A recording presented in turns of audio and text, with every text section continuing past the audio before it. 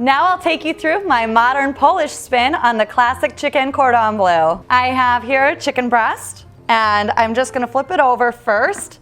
And as you can see on the back side, it has this kind of tender part to it that separates from the rest of the breast. I'm gonna remove that before I go any further. Now I'll just kind of turn it so that I get the thicker side towards my knife, and I'm gonna start cutting through, kind of cutting almost to the end, and then flipping it open like a book.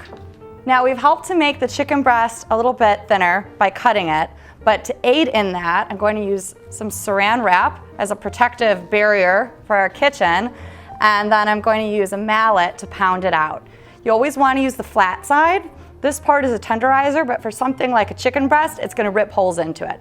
So just use the flat side, start towards the center, and kind of angle your cuts out towards the edge of the cutlet. That looks good to me. Now I'll add the Polish part of my Polish chicken cordon bleu. I have here Krakus Polish ham. Just layer that down right there. And then I have some Swiss cheese, which is a very traditional ingredient in chicken cordon bleu.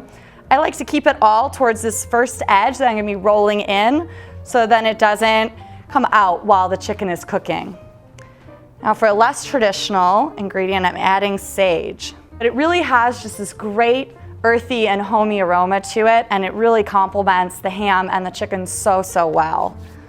For our last touch, I have some Parmesan cheese. I like to grate this fresh right on top, just to add a little bit of extra cheesiness, and who doesn't love that? All right, now I'll start with the rolling. Just take this end, kind of fold it over itself, and keep going until you get all the way to the other end. And now it's not going to want to stay closed just like this, so we'll help it out with some kitchen twine.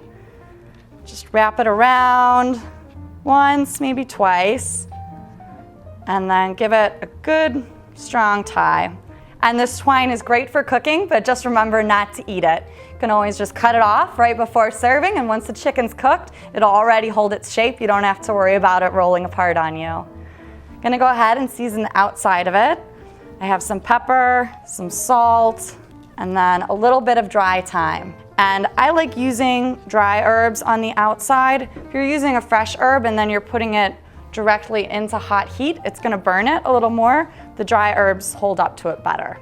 I have my pan heating up over here.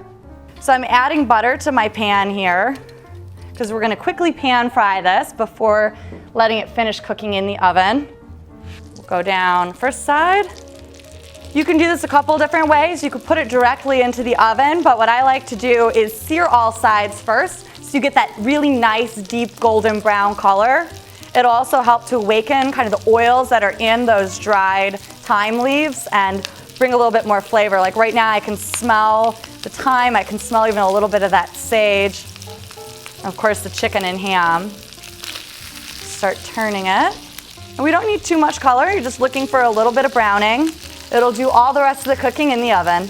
That looks beautiful. That's just the color we're looking for, and you can see we're even crisping up a little bit of the ham that's peeking out there. So I'm gonna grab my baking dish. For this size cutlet, I preheated the oven to 400 degrees. I'm gonna put it in for about 25 minutes.